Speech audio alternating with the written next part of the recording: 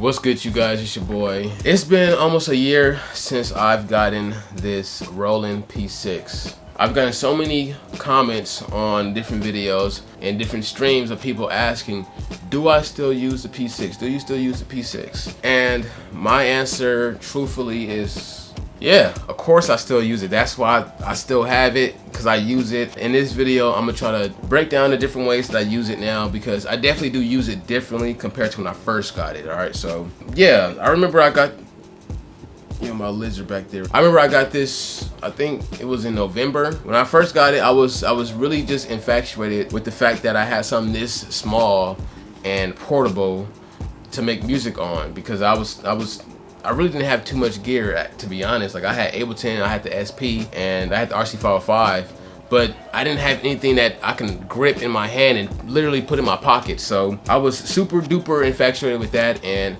I would literally just lay up in the bed at nighttime, just cooking up on the P6, or making videos, cooking up on the P6, making beats on streams with the P6, using it with the RC505. So I was just really infatuated with it, and that really showed me how capable it was. But as time went on, I wanted to make beats on different things, and I got my hands on the SP404 Mark II, and I started using that. I started using that with the RC505 and releasing beat tapes with that.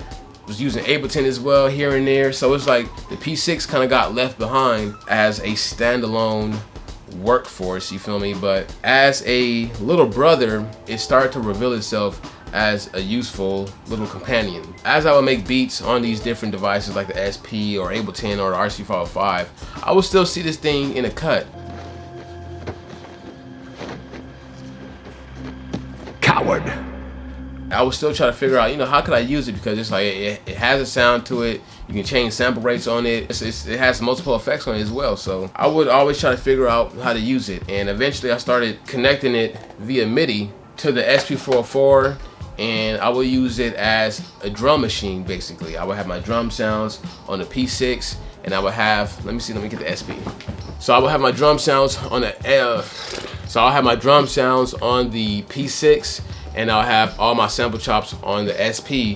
And that was a pretty fun workflow that didn't really last long, because I felt like the setup just took too long, and I wanted to experiment more. I didn't really want to commit to just one setup for a little while. So I just kept making beats on the SP, and the P6, while I could use it as a drum machine, it didn't stick, you feel me? But then I had a show at Scenario in downtown Los Angeles. I wanted to use this machine because I had this vision in my head of me performing with a bunch of gear, you feel me? And I didn't want to just pull up the Scenario with just the SP. I wanted to give the people something to watch. And so I was like, you know what? I'm about to use this live. I'm about to start using it live and figuring out ways.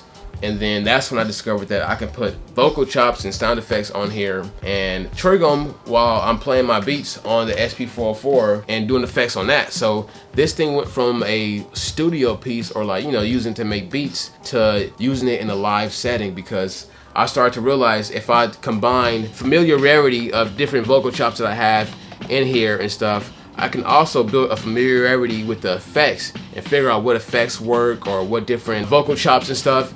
And it really led me to discover a new way that I can use this device. So yeah, I did the Scenario set. Shout out to Daddy Kev, shout out to DiBiase as well. That was definitely a memorable night. So much gear laid out on that table, dog. It was crazy. After that set, I was like, this might have to be like a go-to thing for the live shows or whatnot. So I started using this a lot more during my live sets. I didn't use it for every live set, because I felt like I wanted this to be like, when I want to have a good time, because it does require a lot more focus when you're performing live with an SP404 and a little SP404 right here. So yeah, it definitely felt like the little brother of the SP, and I was treating it as such. Fast forward, we keep doing that, and yeah, that's kind of what I've been doing now. I've kind of just been sticking to using the Roland P6 as a little effects box whenever I'm performing live, to just wow people, or just keep vibes going, or just add to the vibe and be more creative, because you can really get creative with this thing, using the DJ effects looper on your effects, or using delay, or using the phaser, or it's so many different effects on here. The lo-fi effect on vocal chop sounds really good, and not to mention that you can EQ, or sorry, you can filter these sounds with the built-in filters on the P6. Like, this is a very, very, very capable device, do not get me wrong. And I know of people who have multiple of these, you know, 1, 2, 3, 4 P6s, and it sounds like overkill, but it's like, it makes sense because it's very capable. And I can't do all the things that I would be able to do like I would do on the SP, because it's just set up so much differently, and this is so much more limited and simple. So I can see the perks to having multiple. Enough rambling about that. How would I want to use this moving forward? Do I still see myself using this just as a little sound box for when I perform live? To be honest, I want to go back to that drum box, drum machine kind of workflow. I want to experiment with using drum sounds on here, making them sound really dirty, or maybe using one shots and doing drum breaks or something. I don't know. I really want to figure it out and make a beat tape with, you know, this as the drum machine, and maybe this as like the sample box, or maybe even the push 3 as the sample box.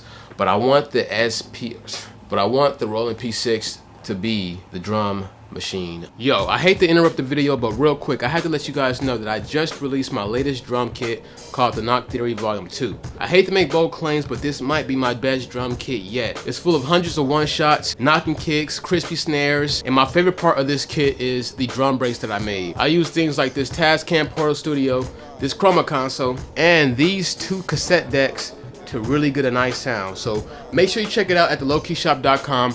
Peep the previews, and since you guys made it this far in the video, if you use code P6VID, that's P6VID, you'll get $5 off the Knock Theory Volume 2.